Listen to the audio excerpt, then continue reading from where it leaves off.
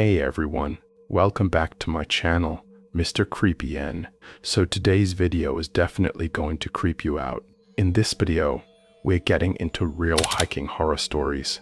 People who went out into the wilderness and came back with experiences they still can't explain. Before we begin, let me know in the comments where you're watching from and what time it is for you right now.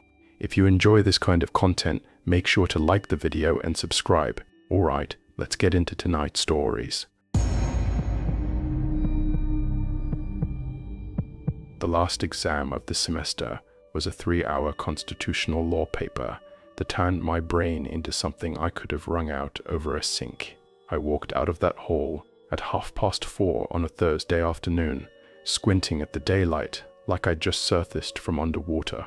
And I made a decision right there on the steps. I was not going back to my apartment.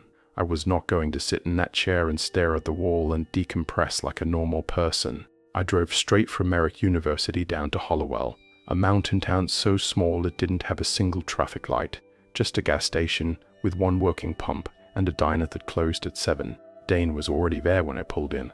I'd known Dane since we were 15, back when knowing someone meant showing up at the same skate park and not actively annoying each other. We'd drifted after school, the way people do, then collided again at a climbing gym in Roanoke about a year back. Same face, different energy. He moved like he was perpetually late for something. Quick hands, quick mouth, always 10 words ahead of the conversation, confident in the way that either saves you or gets you killed. And I hadn't yet figured out which kind he was, but he'd spent 2 summers on trail maintenance crews and knew these mountains better than anyone else I could have called. When he suggested a 3-day loop through an old firebreak ridge that barely registered on digital maps, I didn't argue. I wanted real wilderness, not the curated kind with numbered campsites and families in matching fleeces. Dane promised me neither of those things would be a problem. "It's not even on all trails," he said, grinning like that was the best news he'd ever delivered. Honestly, it kind of was. The first day was everything I'd needed it to be. The trail was narrow and demanding, cutting right along the spine of the ridge, with drops on one side that fell clean into the valley below. We made solid time, close to 10 miles before the light started thinning, and found a flat pocket of ground ringed by scrubby pine trees where the wind barely reached. We ate cold rations and talked about nothing important, people we'd lost track of, places we hadn't been, the specific ways college was quietly eating us alive. Dane got onto the history of the area at some point, the way he always managed to when a place interested him. He told me the Forest Service had run watchtower operations along this stretch for decades, fire lookouts spaced across the high ridges. Most had been demolished when the program ended, but not all of them. Some had just been left. Walk away from, locked up, left to rot in the tree line. "I stumbled on one once," he said. "No stairs left, just the frame standing there in the trees, all rusted out." I asked if he knew where it was. He shrugged. "Somewhere off trail. Wasn't looking for it." The way he said it, the small pause before wasn't, made me think that this time, maybe he was. I zipped into my sleeping bag that night and was gone before I finished the thought. No sound but the wind pressing through the pines, rhythmic and cold, and exactly what I'd come here for. I don't know what time it was when the tent zipper woke me. It was a small sound, that familiar metallic whisper of a zip being drawn slow and careful. I registered it the way you register things at 2 in the morning, distantly without alarm. Dane heading out to pee. Fine, normal. I rolled over and waited for him to come back. 5 minutes, then 10. I called his name. My voice sounded strange in the dark, too deliberate. Nothing came back.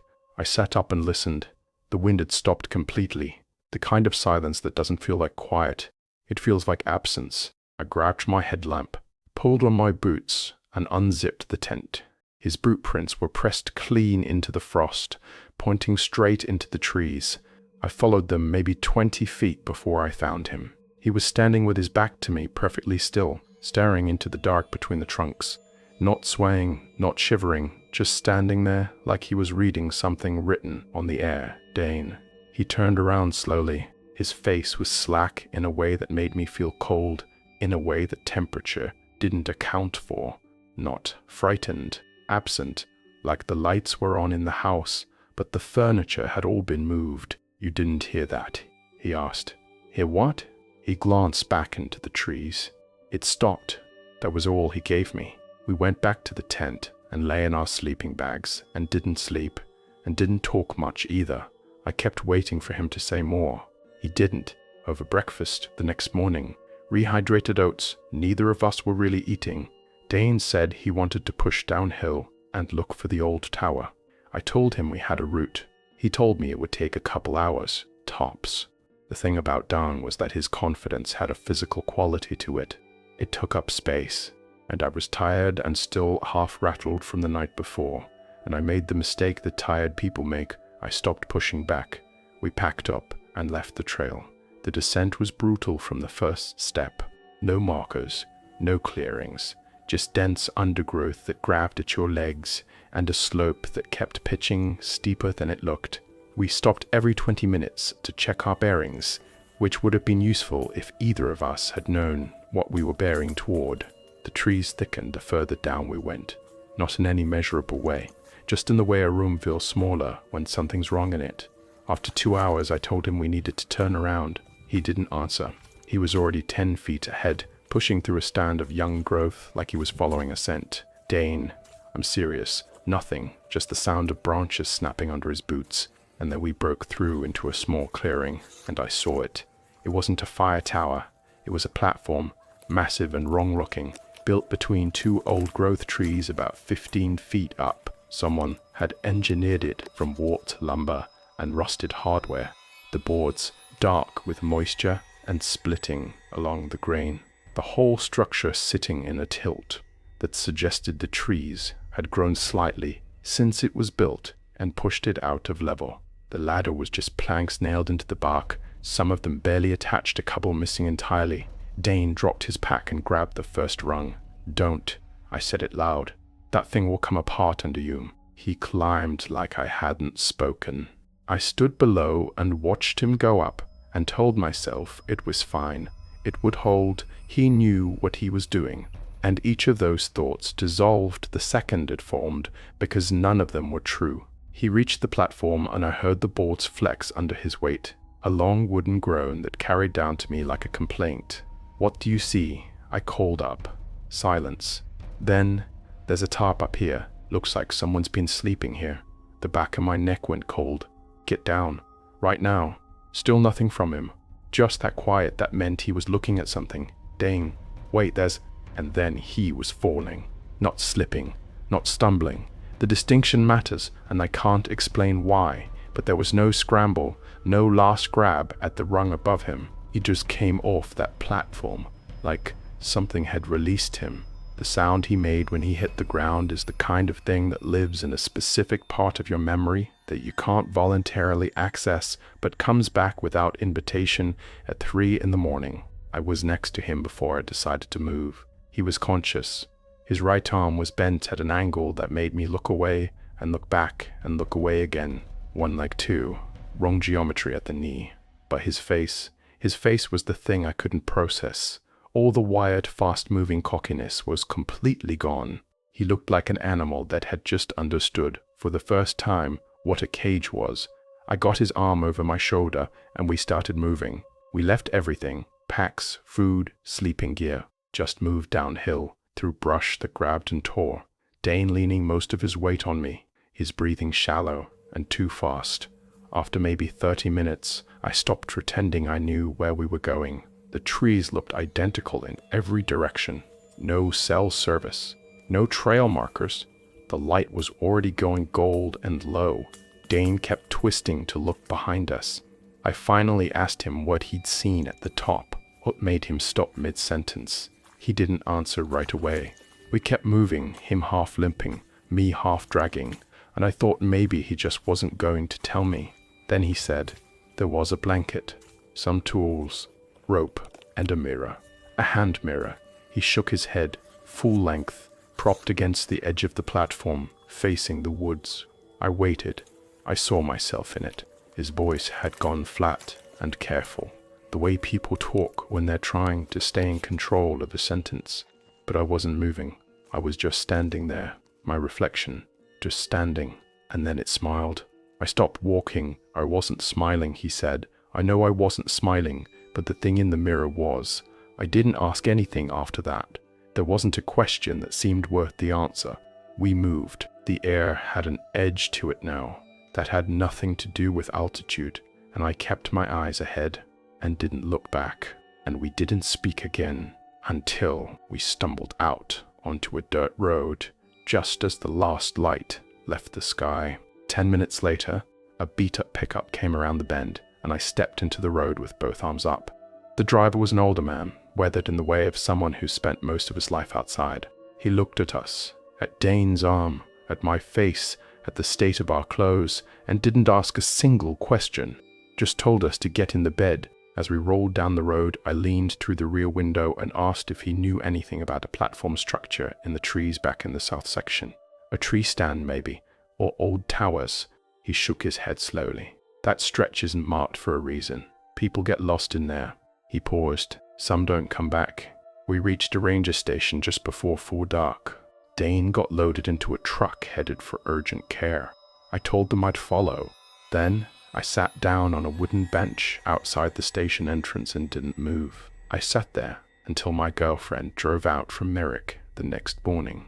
6 hours, maybe more. I don't really know. I just sat and watched the tree line and thought about a full-length mirror propped on a rotting platform in the middle of nowhere, facing the woods, and what exactly it had been put there to reflect. Dane texted me a few times after that. I read every one.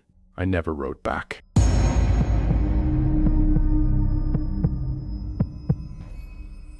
There's a specific kind of quiet that only exists when you're somewhere nobody else bothered to go. I'd been chasing that quiet for years, first with a group, then without one. College camping trips with Garrett, Theo, and the others had been a ritual for a while. Every few months, someone would text the group chat, we'd clear our schedules, and we'd drive out to the same clearing we'd found sophomore year, tucked back off a fire road, no marked trail, no facilities, nothing to recommend it except that it was genuinely hard to reach. That difficulty was the whole point. Easy campsites attract easy crowds. This one didn't attract anyone. Then we graduated, and the group chat went quiet the way group chats do. Not dramatically, just slowly, the way water drains. You don't notice it going until it's already gone. Garrett moved to Portland. Theo started working weekends. I kept camping, because I'd built my entire relationship with silence around it, and wasn't willing to give that up too. So I went back to the clearing alone. Same route I'd driven a dozen times. Same gravel pull-off. Same unmarked path through the scrub. Same flat, open ground, ringed by trees on 3 sides. I set up my tent, staked the corners the way Theo had taught me, and sat back to appreciate the fact that I had the whole place entirely to myself. That lasted about 40 minutes. The man came in from the east path, moving at an easy pace, boots well worn, jacket practical. He looked like any other hiker, mid-40s maybe, unremarkable in every visible way, but the pack on his back was small, day hike small. No tent roll, no frame, nothing that suggested he was planning to stay anywhere overnight. I watched him from my camp chair and ran the logic quietly. This spot was a 3-hour hike from the nearest road access. It wasn't scenic. No viewpoint, no water feature.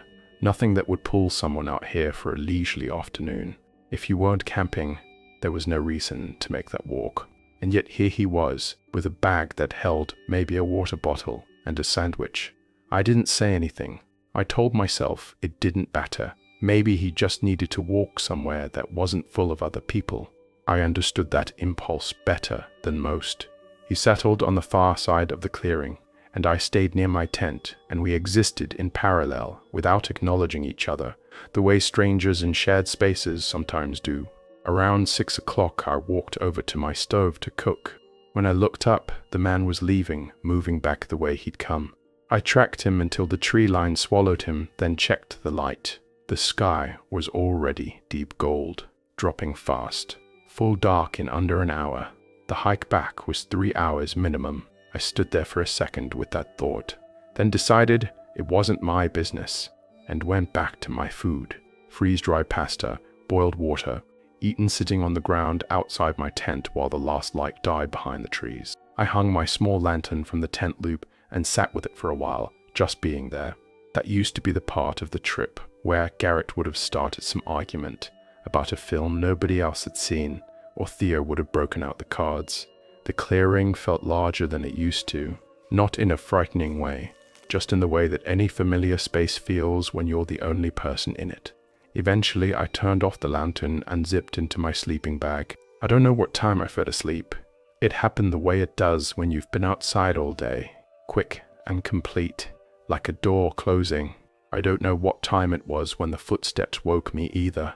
They came from outside, steady, unhurried, crossing the clearing from the direction of the east path. I lay still in total darkness, listening to them get closer, then slow, then stop, somewhere near the far side of the campground, the same area where the man had spent the afternoon. I waited. 30 seconds, maybe a minute. Nothing moved. I found my lantern by feel, clicked it on, and unzipped the tent. He was standing about 20 feet away. Same jacket, same build. Standing completely still, hands at his sides, in the part of the clearing where the tree line started to close in. Still enough that for a half second I wondered if I was looking at a trick of shadow and tired eyes. I wasn't. "Hey," my voice came out steadier than I expected. "You okay out there?" He didn't move, didn't turn, didn't answer, didn't shift his weight. The lantern threw enough light to confirm the shape of him, but not his face, not the direction of his eyes. I couldn't tell if he was facing me or facing the trees behind him. I remember thinking, very clearly, that I wasn't sure which answer I preferred. I reached back into the tent for my pocket knife and sat down in the doorway, knife in my right hand, lantern beside me, eyes on him, and I waited. 15 minutes. I know because I checked my watch twice, and the second time it had been 15 minutes since the first time. 15 minutes of sitting there, watching a man stand motionless in the dark at the edge of my camp while he did nothing, said nothing, just stood. There's a particular quality to that kind of waiting that I don't have a clean word for. It's not fear exactly, not yet. It's the sustained effort of holding fear back with both hands while your imagination runs every possible scenario and lands on the same ones over and over. I kept my breathing even. I didn't call out again. Calling out once was reasonable. Calling out again felt like it would change something in a direction I didn't want to change. Then he turned and walked away. The way a person turns when they've finished looking at something. Unhurried, deliberate, back toward the east path. I watched his silhouette until the trees took him and his footsteps faded into the kind of distance where you can't be certain you're still hearing them or just remembering the sound. And that's when it hit me, the thing that reordered everything. When he turned, his face had been pointing toward me, not toward the tree line, not sideways, toward me, which meant that for the entire 15 minutes he'd been standing there, he had been facing my tent, watching the lantern, watching me sit in the doorway, watching him back.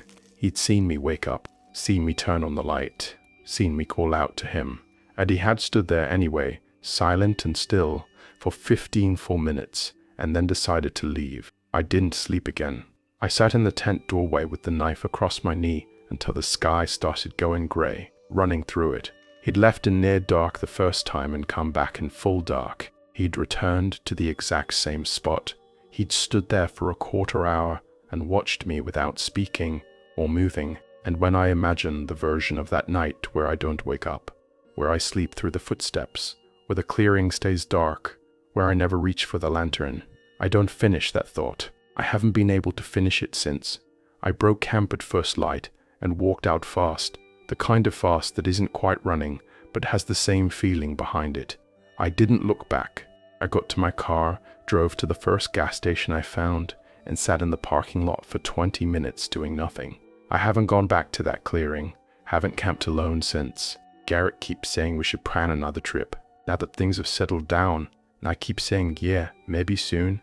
I mean it when I say it. I'm just not sure I mean the solo part anymore.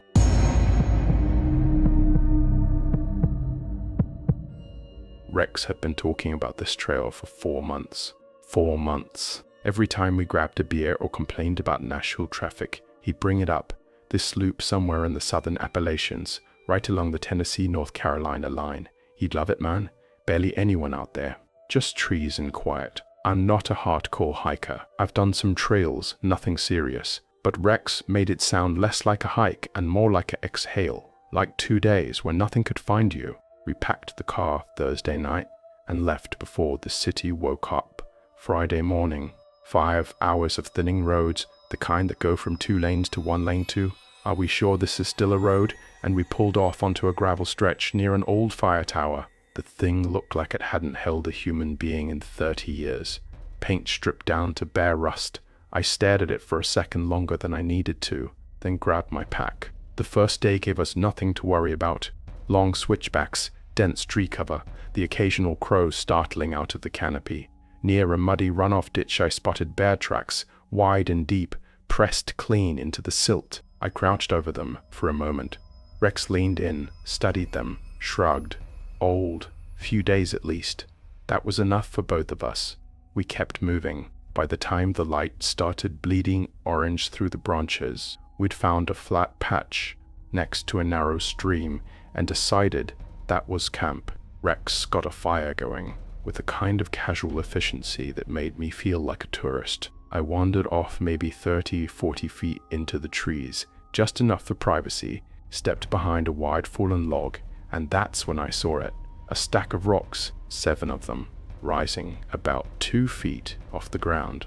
I stood there for a moment, just looking at it. The stones were smooth, not the kind of smooth that takes decades of rain and moss, but clean smooth, like river stones someone had carried in.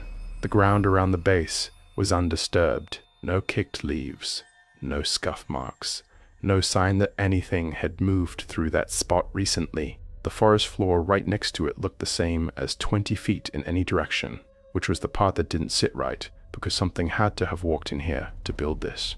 I almost called out to Rex right then. Instead, I stood there another few seconds, working through the simpler explanation. Rex had wandered off earlier while I was checking the map. He liked that kind of thing. Wilderness rituals, leaving small marks on a landscape. It was exactly something he'd do and forget to mention.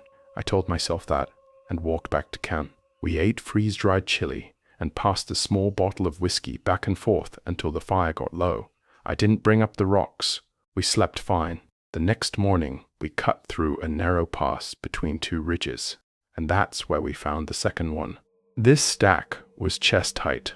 The stones were mismatched in size, some flat, some round, some thick as bricks, but the whole thing sat in a balance that made no physical sense.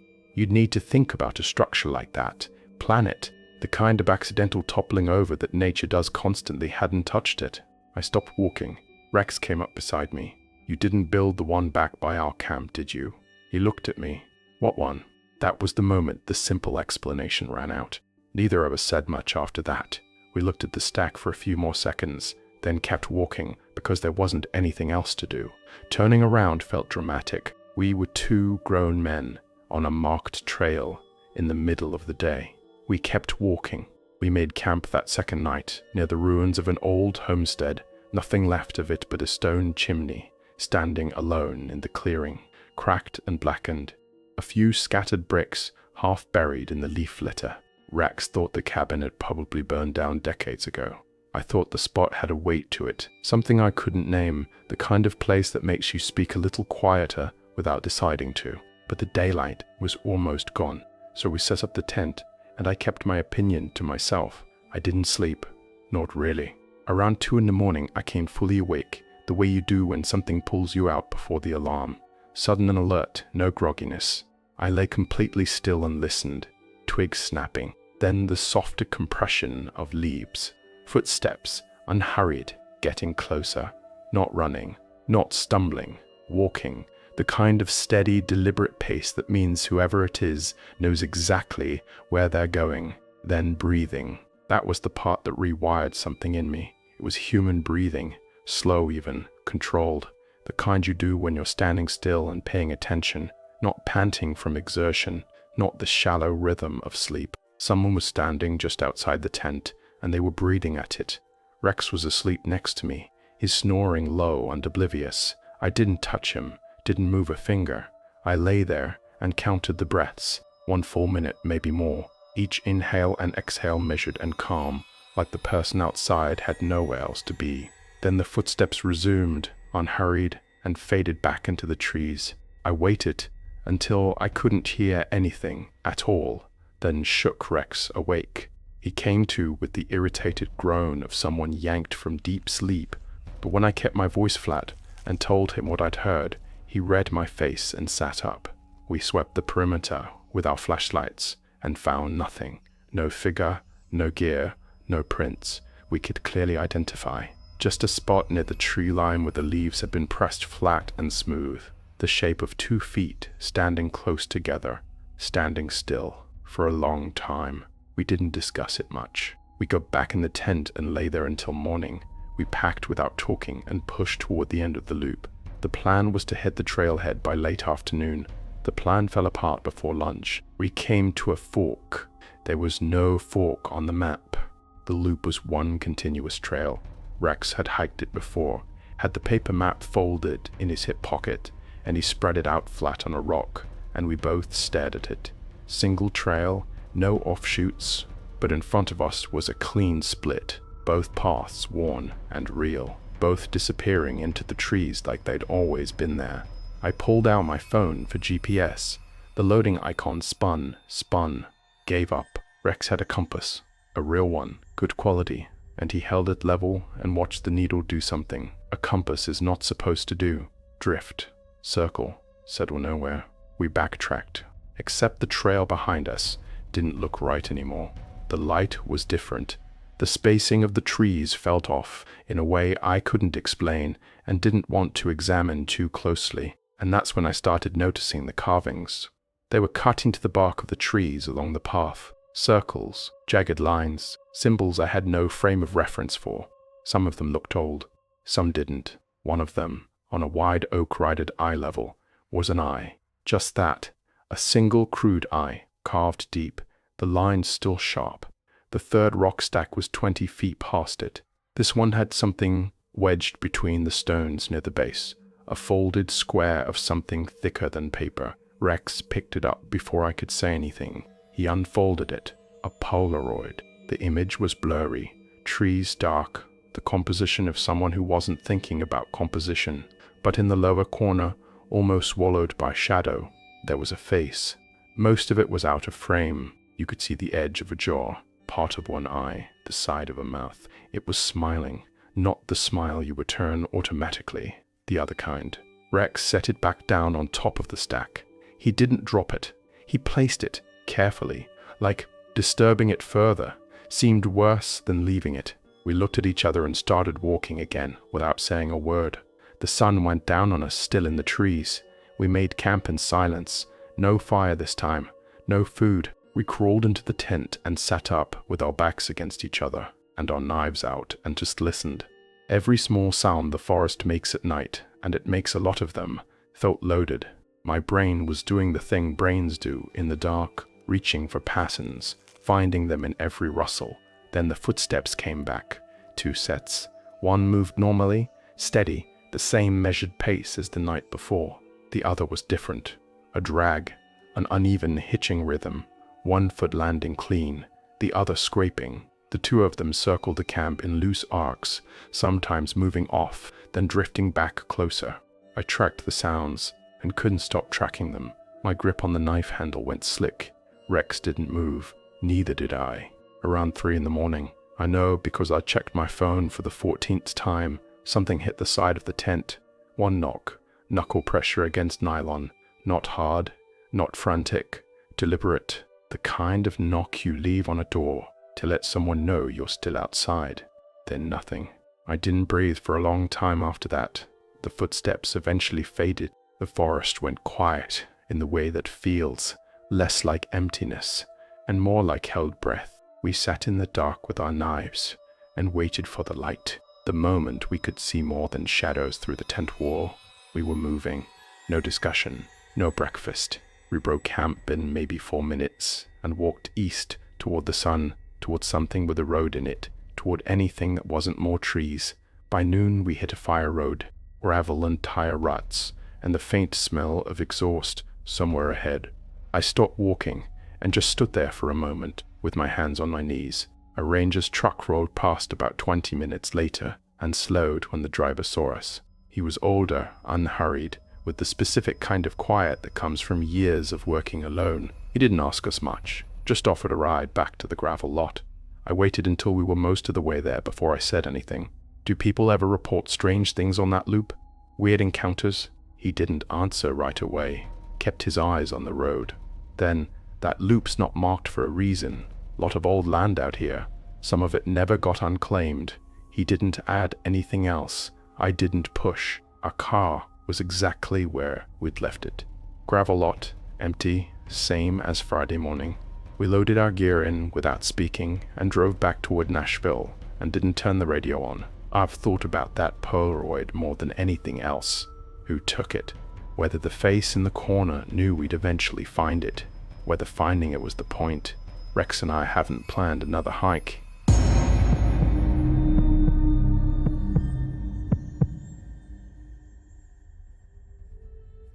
I turned 34. The winter. The woods stopped making sense to me.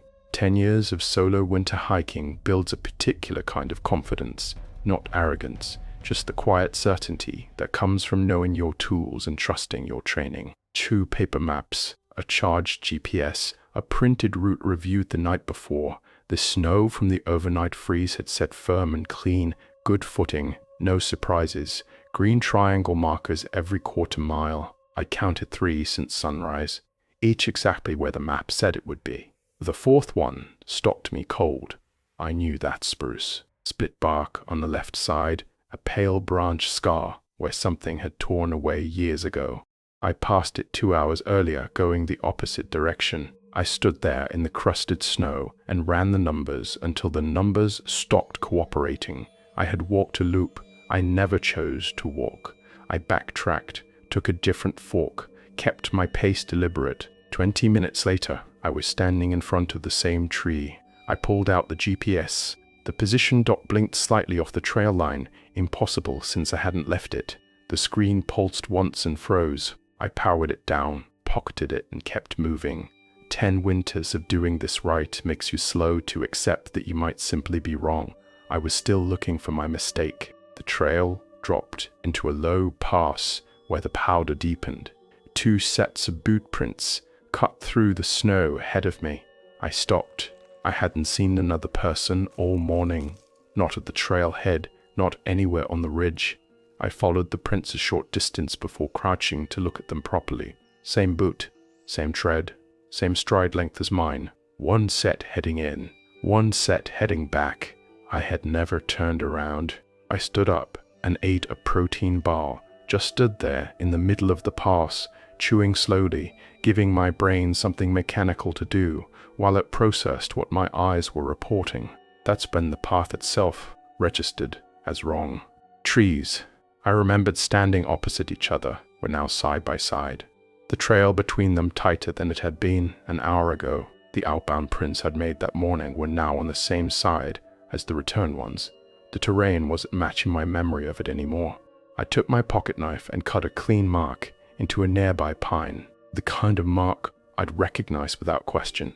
Then I set my compass due east and walked off trail, checking my bearing every few minutes, staying disciplined for a full 30 minutes. I came back to the same pine. My knife cup was still there, but above it, someone had hammered a fresh green triangle into the bark.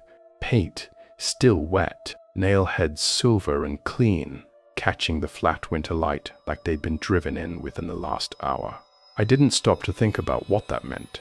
I picked a direction and walked. The forest opened onto a small gorge that appeared on none of my maps. A narrow footbridge crossed it, no railings, just planks, soft underfoot. I paused at the center and looked down at the bottom, 20 feet maybe, but it was the floor that held me, smooth, uniformly level, like something had graded it deliberately, not a stone out of place.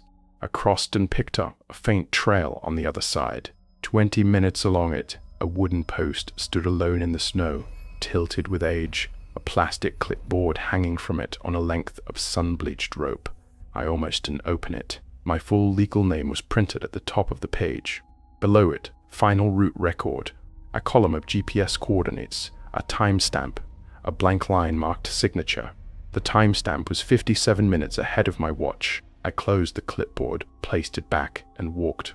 20 steps later, a sound came from behind me. Not wind, not settling snow.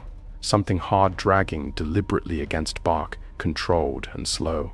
I didn't turn around. I lengthened my stride and kept my eyes forward and did not look back. The trees tightened again. Snow began falling, not heavily, just enough to blur shadows and flatten the light. I reached for my compass. The needle turned in slow, patient circles, making no attempt to find north. Then I saw the bridge again. Same sagging center plank. Same faint scratch on the right edge from my glove zipper when I'd crossed the first time.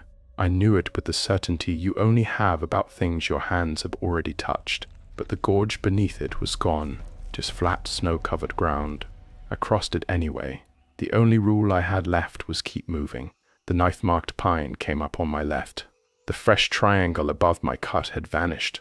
The bark where I'd made the mark was smooth, not scarred, not healed, just smooth, as though the tree had never been touched. I ran my thumb across it once and kept walking without slowing. A line of white stones emerged from the snow ahead, evenly spaced, arranged like a path someone had laid out for a specific purpose. I followed them to a lookout tower standing alone in a clearing. No signage, no trails nearby, old wood and rusted metal, isolated in a way that felt less like abandonment and more like it had been positioned there. I climbed it for a cell signal. At the top, a second clipboard sat nailed flat to the platform. No paper this time, just the backing board, with the ghost of writing pressed into it. Someone had stood here recently, written something, and removed the page before I arrived. My foot caught something when I turned. A hiking pole bent into a complete loop, metal coiled on itself like wire worked by hand. No snow on it, no footprints around it, no explanation. I climbed down and ran, not a careful jog. I ran until my lungs refused and my vision narrowed at the edges. Then I walked fast and kept going. At some point, I reached into my jacket for my map and pulled out the clipboard instead. The one from the post. The one with my name on it. I had no memory of picking it up. I tore it in half and dropped both pieces. They sat flat in the snow, perfectly still. No wind touched them. I watched them for a moment, and then stopped watching them. A single click broke the silence, sharp, mechanical, like a latch being reset. I turned. A new marker on a tree 10 feet away, not green. A triangle burned directly into the bark, edges clean and precise, deep black against pale wood. No paint, no tool marks I could identify. Just the scorch, deliberate and permanent. I backed away from it slowly, then turned and walked in a straight line until I hit a utility road, scraped flat for snowmobiles. A plow passed, then a Forest Service truck, which slowed and stopped. The younger of the two rangers leaned out the window. I told him I'd come out of the section south of Raven Spur. He frowned, not alarmed, just considered. That section's been closed since last February. Prescribed burns, no open trails in there. They drove me to the station. I kept the details short. 2 days later, I went back with a guide who knew the range. We hiked every foot of the section I'd marked on my map. The trail markers were correctly spaced and green. The terrain matched the map without a single discrepancy. No gorge, no bridge, no isolated tower, no stone path, no wooden post. My guide was patient about it. He'd walked people back through places like this before. Let the ordinary landscape do the talking. It did. I still think about that clipboard. My name printed clean at the top. The timestamp running nearly an hour ahead of real time. The blank signature line waiting at the bottom. I don't know what I was supposed to sign. I don't know what would have happened if I had. Some questions I've decided are better left exactly where I found them. Out there in the snow, unanswered, untouched. I still hike, but I read my own name more carefully now when I see it written somewhere unexpected. That habit didn't exist before that morning. It hasn't left me since. If these stories got under your skin, smash that like button and subscribe so you never miss the next nightmare. Let me know in the comments which story hit hardest. Was it the man standing in the dark, the trail that kept looping back, or something else that's still sitting with you? And if you think abandoned places don't hold secrets, click now to watch our next video on true scary stories from people who explored places they should have left alone. Thanks for watching. Stay alert, stay safe, and I'll see you in the next nightmare.